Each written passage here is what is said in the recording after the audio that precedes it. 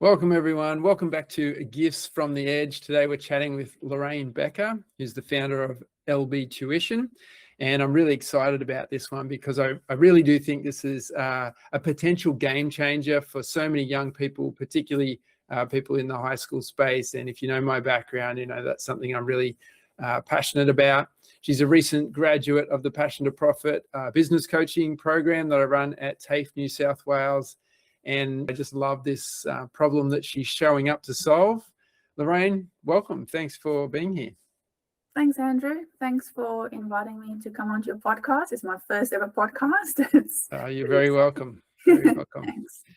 Thanks. So you're a math specialist at school, and I've noticed in my experience that people have a real fixed mindset around maths in particular.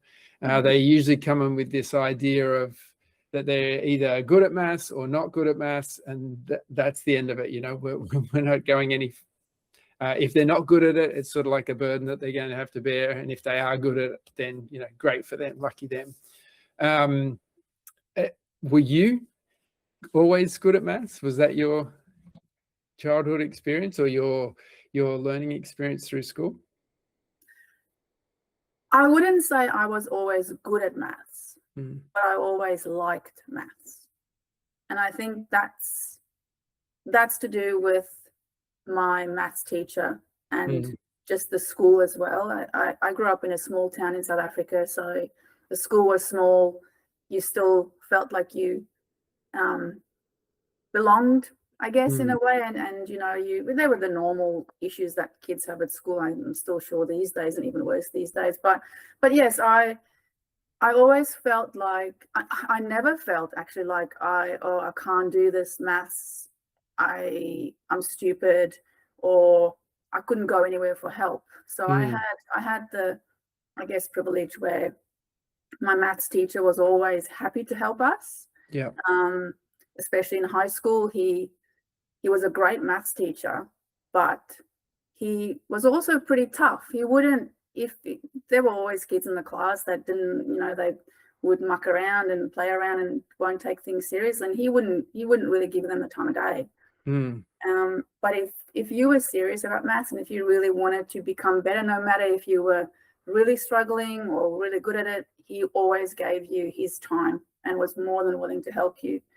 I had to work at it. I never found it easy all the time, so I had to put in the effort. And I even in year 12, I went to get some maths tutoring myself to just get over the really difficult concepts that I did in year 12 maths. So yeah, I do think everybody can do it. So you said it was a small school. Like, tell us a little bit about you know, growing up in South Africa. What was that like? It was great. Like I grew up on a farm to start with. My dad was a farmer, mostly, over many different farms, but the one where I was pretty much in high school, we had a dairy farm. And we did move to town when I was, I think, I can't remember exactly what grade now, but probably early high school we did move into town. But yeah, a small school. It was primary all the way up through to high school, year 12. And I'm jogging my memory now. I need my mum beside me because she's got a memory will remember all these things better than I do. But I'd say maybe about 500 kids in total from primary and high school altogether. So small town, small school, but a lovely community. Yeah. And, you know, everybody kind of knew each other in that town. Yeah. And yeah, the teachers really cared. The teachers cared about the kids, and we had. My background is Afrikaans, so that's my first language, but the school was bilingual. So in primary school, we would have classes that they'd split the kids into Afrikaans and English. And in high school, they sort of grouped us, I think from about year 10, we were put into one class. So that's when you sort of can choose your subjects and things. So then I would have, you know, one teacher, and they mostly speak English. Right. Because the majority of the kids in the school were English speaking. Okay. But yeah, it was a great little town to grow up in. How does that just help me and anyone listening to understand, like, how does that play out in the social setting, like where you've got kind of people who speak English and people who speak Afrikaans? Like, what's the dynamic there? What's going on? So do you mean like, and how that, like, why would that Yeah, be? I guess so. Like, I mean, it's I just guess an unusual setup for anyone who's sort of grown up in Australia, where it's just English straight yeah, through. true. Like, Yeah, it's just unusual. I guess it's just you grow up in an Afrikaans family, so your parents, their first language is Afrikaans. Yeah. I mean, there's 11 official languages now in South Africa. So Wow. there's the English, which is the main one, and then you've got all your like cultural, like African languages as well. I don't even know all of them, but I know Xhosa and Zulu. They're one of the, or two of the main other ones there, and then there's Sesotho, and there's just, like, I don't know all of them. But back when I was growing up, Yeah. Afrikaans and English were the main ones. Right. So it just depends, your family, it just depends, your parents, what did they grow up as? Like, did they speak English at home or Afrikaans, and then that's sort of what you would end up speaking as your main language. Does everyone speak English, would you say, or everyone speaks, everyone speaks English, not everyone speaks Afrikaans. So also when I was growing up, you had to take both languages. So either you'd have English as your first language, and then you had to take Afrikaans as your second language, or the other way around. Yeah. It might have changed now. Probably has changed now, actually, because that's many years ago. But I always remember that the English kids always struggled speaking Afrikaans. Yeah. And we would mainly speak English most of the time. Yeah. But again, it depends on the different personalities. But even when I meet South Africans in Australia, for example, a lot of them who, again, English is their main language, they would struggle to speak Afrikaans. They still, it's, I don't want to say it's a dying language, but there's not a lot of, I guess, Afrikaans speaking South Africans. Yeah. Yeah. Okay. And so, growing up on a farm, you, I'm guessing, developed like a love of nature and a love of animals. I'm just bringing this up because I know that there's a few dogs that your dogs feature in some of your videos. Like, tell us about your pets. I can't remember a time as a child when we did not have dogs. Yeah. We always had. So we had the protective dogs. So they'd be, protecting the house, and then we'd have little dogs. That's just sort of the lap dogs, the inside dogs. Not that we wouldn't let the bigger dogs in either, because they get cold there, and we'd have them come inside during the night. But yeah, so I've always had dogs, and I couldn't wait when I moved to Australia. I couldn't wait for the day where I had my own place and I could actually get dogs, because having a renting and stuff is just never easy to have dogs. So yes, my dogs, I've got sausage dogs, so they're known as the most annoying dogs pretty much, but also the most cutest perhaps. I guess that's a bit coming from someone who has them, but I always use them. I shouldn't say use, but they always featured in my business when I had my in-person tutoring business back in Brisbane. So my setup was in my garage that I converted to a tutoring center, and as a sort of reward to the kids, usually at the end of term, we'd have their last lesson, and I would say, well, today we'll get the dogs to come in for the last 10 minutes. Yeah. Okay. And that would be a bit of a feature for the kids. They love the dogs. And it was just a great way to end the term as a bit of bit of a treat, a reward for them. Yeah. Now that I'm mostly in the online space, I thought of, well, how do I bring these dogs into the online space? I can't really hold them up and, you know, get them to feature. I could, but it wouldn't be very easy. So in the videos that I'm creating for Master the Basics, I'm sort of trying to incorporate the dogs in the lessons, I guess, as my students in a way. Okay, that's interesting. Just to see if they can feature along a storyline in each of the videos. Yeah, okay. And then I also try and use them in the quizzes or the worksheet just to bring them along again in a bit of a story. Yeah. Okay, so they're a bit of a feature that just keeps popping up. Just a bit of a feature that keeps popping up. Just a bit of engagement factor, I think, and a bit of fun. Yeah, cool. It might not work for year 12 kids, but I think for the year 6, maybe year 7. Yeah. It might be beneficial. Just focusing in on that area, you know, you mentioned the year 6 group. I just want to read something from your website. It just says, have you noticed your child losing their love of learning? One day they were enjoying discovering new things, opening their minds to the unknown, but then you started noticing a decline.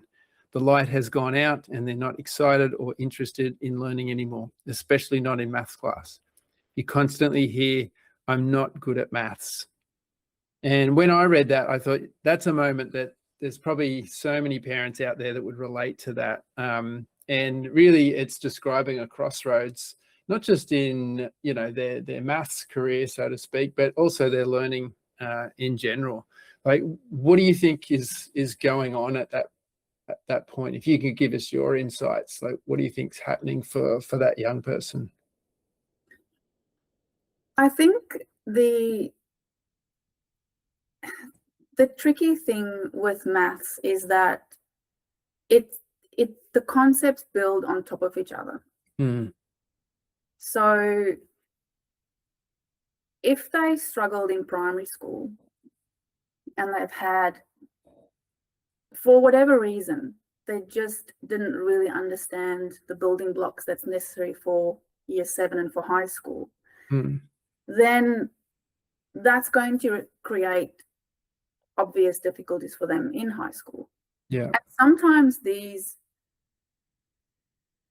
fact that they're struggling isn't always realized until they hit year 7.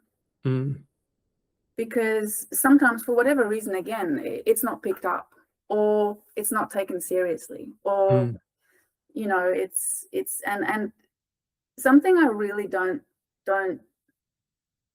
think parents should do, or anyone should do, is the phrase where, well, I was never good at maths, so it's sort of like that thing we were talking about before, but perpetuating down the next generation.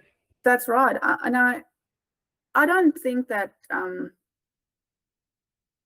everyone should be maths geniuses. I don't think I'm a maths genius. I just think that I enjoy maths and I love maths, and I think it's so applicable to many areas of our lives when we leave school. Yes, maybe you're not going to solve, you know, a right angle triangle using Pythagoras or something like that when you leave school, but the other side of maths that I think kids are missing if they give up is learning the patience and the ability to problem solve. We need that in our lives as adults. We are faced with so many problems as an adult that we're not using maths to solve it necessarily, but if you've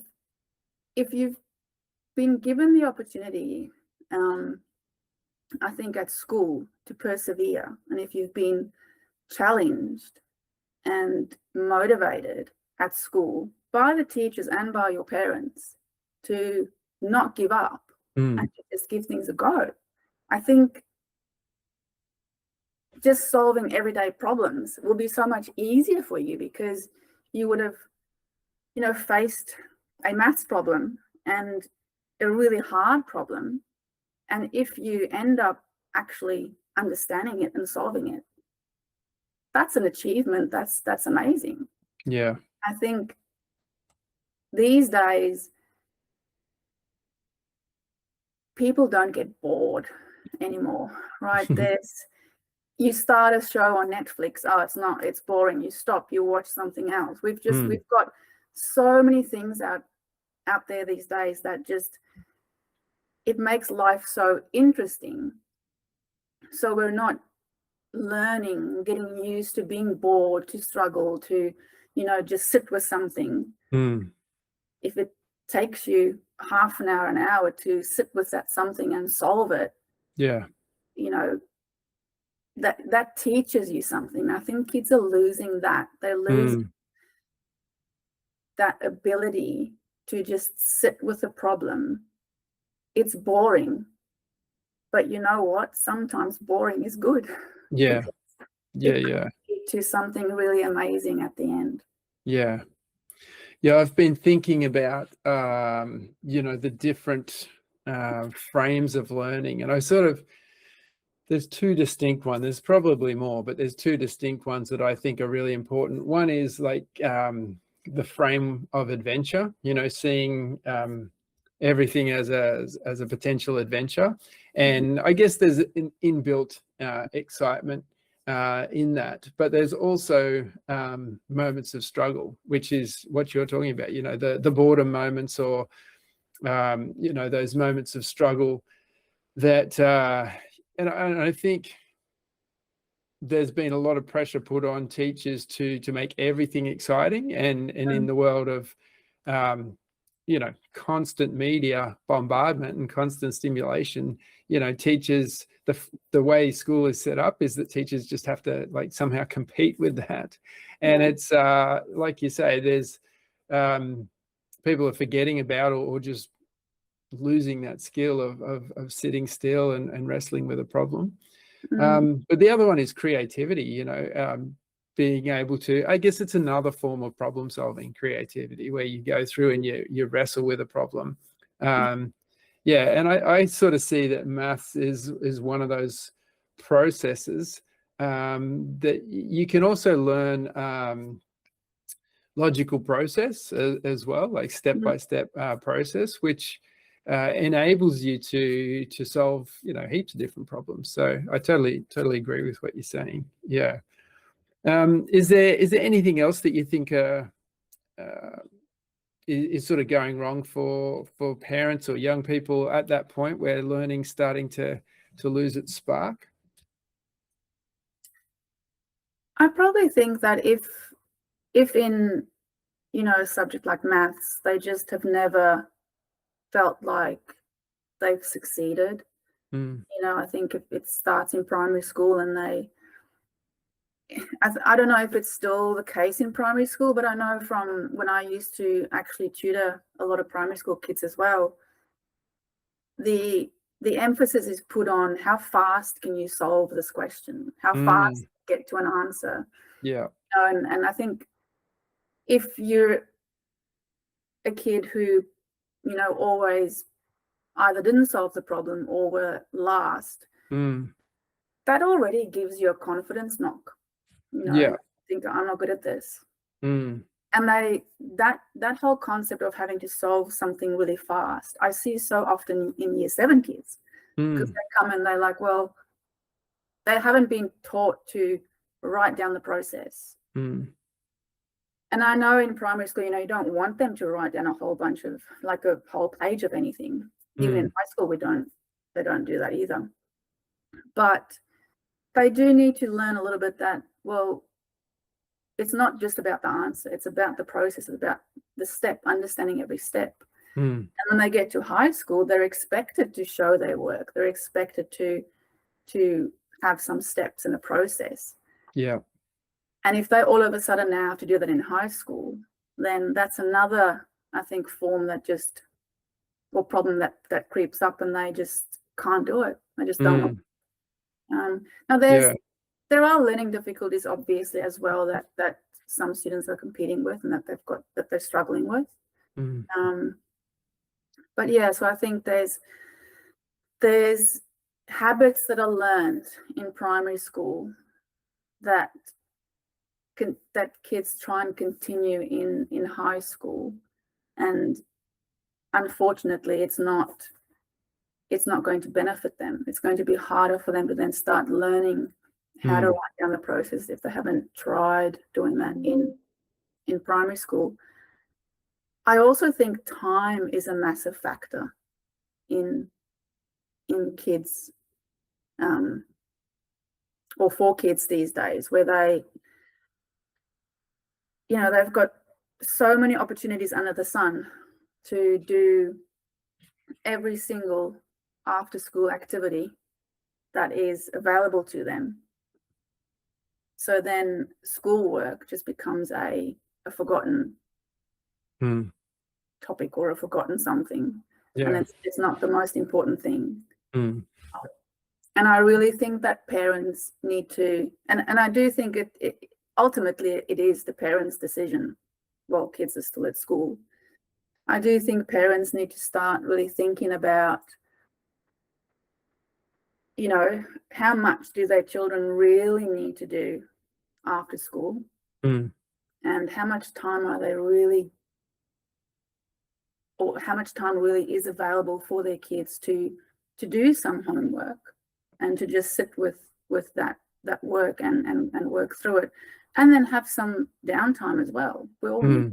So I've got a few students who, they've got something on every single afternoon.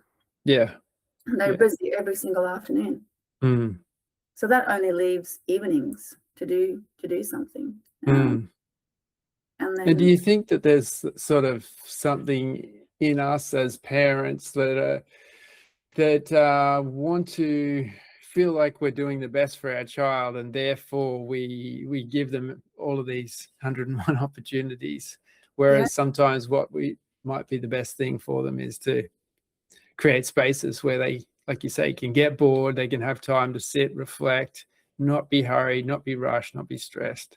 Yeah, I think so. I'm not saying that, parents aren't doing the best they want for their kids. I think they are. I think that you're exactly right. Parents are trying to probably expose their kids to all the different kinds of activities so they can find the one thing that they really love.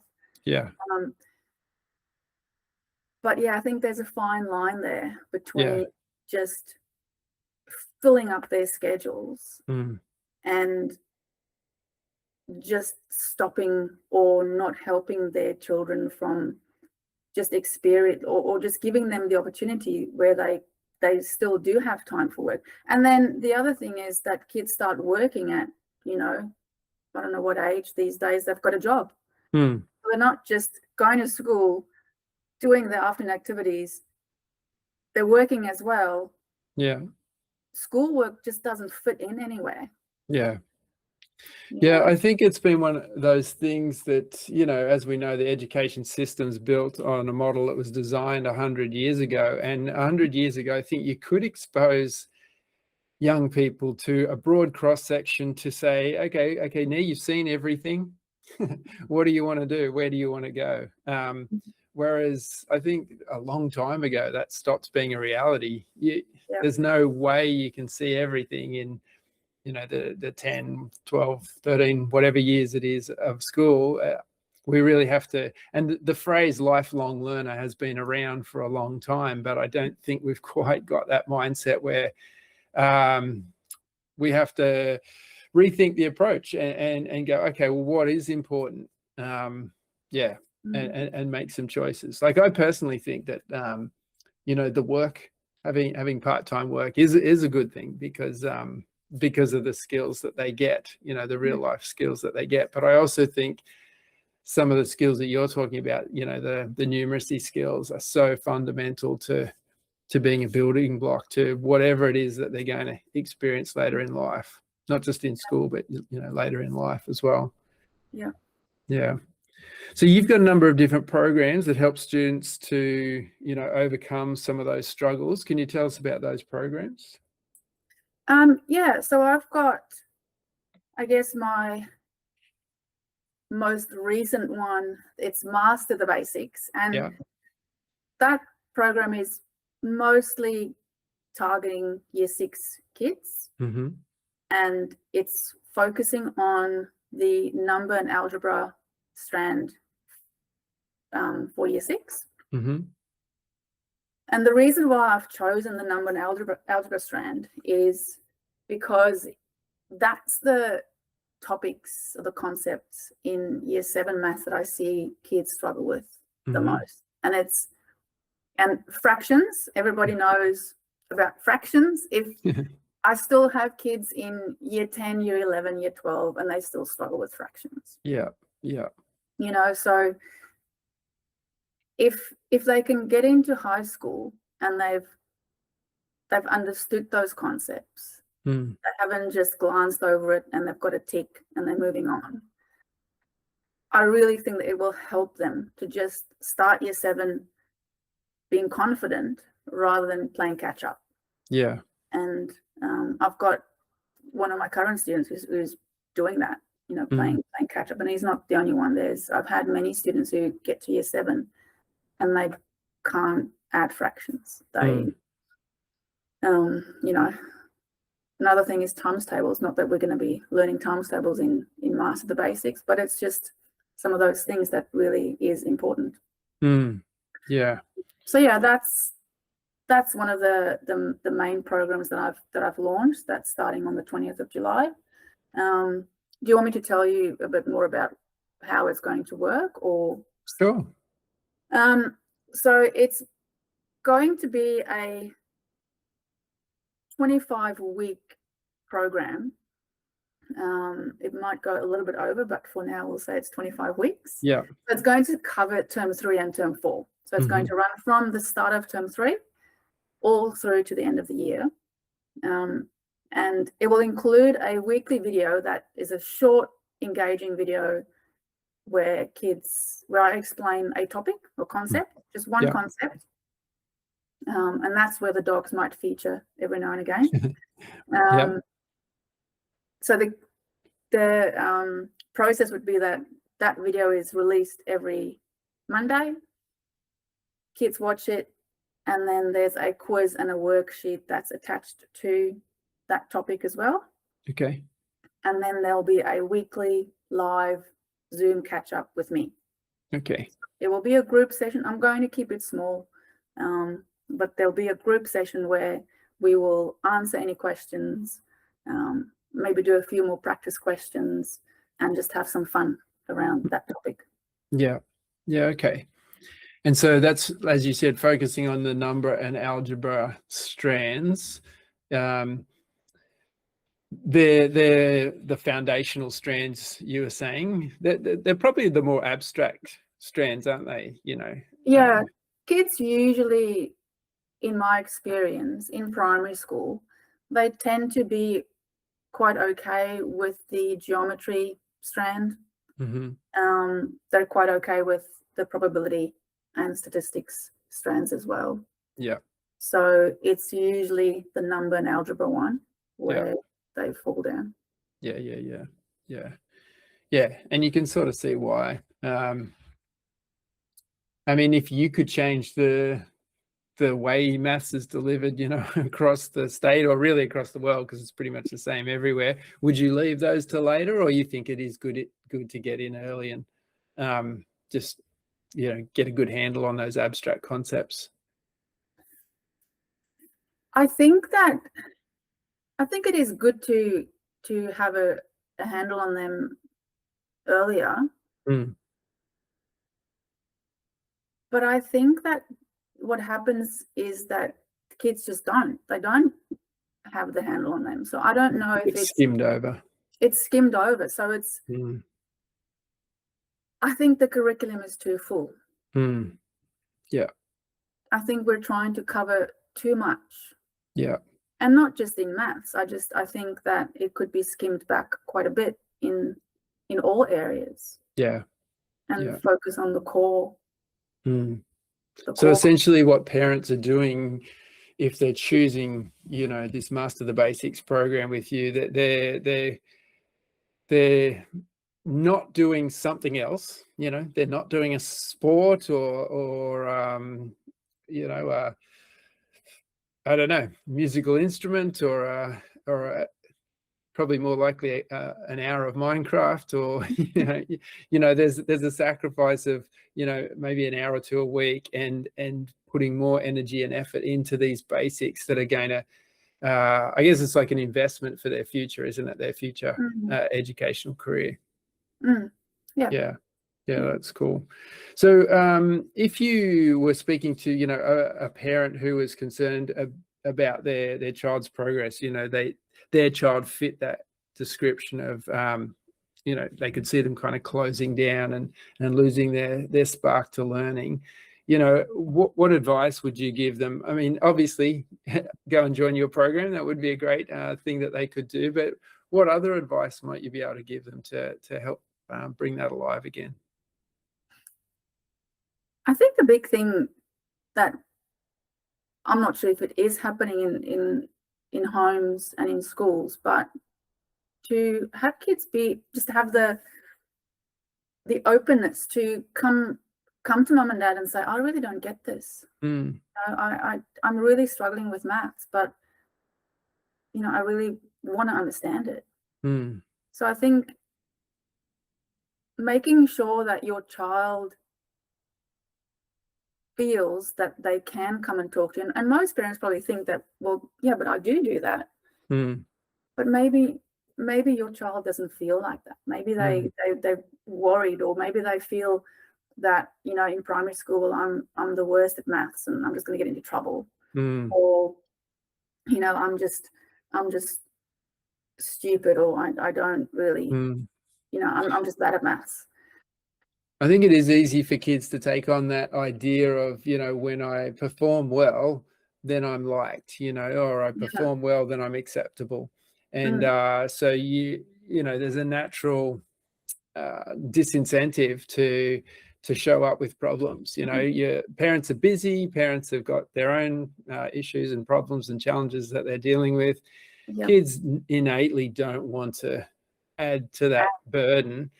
So I think you're right, going out of your way to tip the scales or open the window is probably a better way of saying it, even further, for parents for children to come and speak to their parents is a great idea. Yeah, cool. Yeah, I think, and parents are busy. Everybody's busy, and it's getting, it used to be that one parent would work, and you'd have a parent at home that would just make sure everything's going well. But now it's unlikely where you'd have not both parents working, because just life is expensive. But yes, I think if parents could just create that space, it might be every week at dinner, or Sunday afternoon, or whatever. Just create a space where you catch up with your kids and catch up with their, how's school going. Yeah. And I think that probably gets harder the older the kids get, because who wants to talk to mum and dad about stuff? But I think if you start that early, you make that an expectation, and just something that you do as a family. I think that would probably be quite beneficial. Yeah, for sure. And not just talking about maths, but just issues in general that kids are experiencing these days. So no, that's good advice. So yeah, I think that's great advice for parents in general. But you are the math specialist. You are the go-to if people do need that little bit of extra support. Where can people find you or find the program? So my website is LB Tuition. So Larraine Becker, LB. Not very exciting. lbtuition.com.au. And if they just enter /MTB for Master the Basics, they'll find all the information in there. There's even a little quiz there that I've added where it lists all the topics that will be covered in the program, and they can maybe make that an activity with their kids and go and sit down and sort of see, well, okay, have you learned prime and composite numbers? Do you understand the difference between prime numbers and composite numbers? And then you can tick the box or not tick the box. Yeah. So that's, and understanding that it's only halfway through the year, so there might be concepts that they haven't learned yet. But yeah, so there's a quiz that they can go to and sort of see where their child is at this point in time. And then there's also the enrollment information. And if they have more questions or they wanted to have a chat with me, then they can just fill in the contact form, and I'm more than happy to chat with them to see if it will be a good fit for their child. Fantastic. As you said, it's halfway through the year. You know, if you're listening to this and this is resonating with you, you know your child's going to need a little bit of extra help. This is the moment. You know, this is the ideal time for you to take that action and get that extra support, so that by the time they finish 2026, they've got that well-rounded knowledge, enabling them to go into their high school years and feel confident and successful. Larraine, we're out of times, but thank you so much for coming on and sharing with us about your new program. I'm really excited about what it's going to achieve potentially, you know, for lots of young people. And yeah, really appreciate you being here. Thanks, Andrew, and I appreciate you having me on. And there you have it, Larraine Becker from LB Tuition, talking about her new course, Master the Basics. As I said, she's a graduate of the Passion to Profit program, and she is genuinely passionate about helping others to thrive. She likes maths, and I know that maths is not everybody's cup of tea.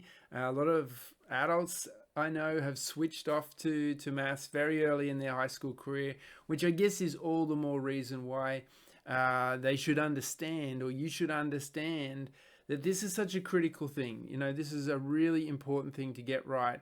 If you can master the basics, or if your child can master the basics, it's going to help shape their high school learning experience for the better for the next 5-6 years, or however long they're there. I'm going to put some links below where you can check out her course. It's kicking off on the 20th of July, so I'm going to publish this podcast as soon as possible, just so you guys have every opportunity to get involved with that. All right, that's all from me for today. Hope you're having a wonderful week. Bye for now.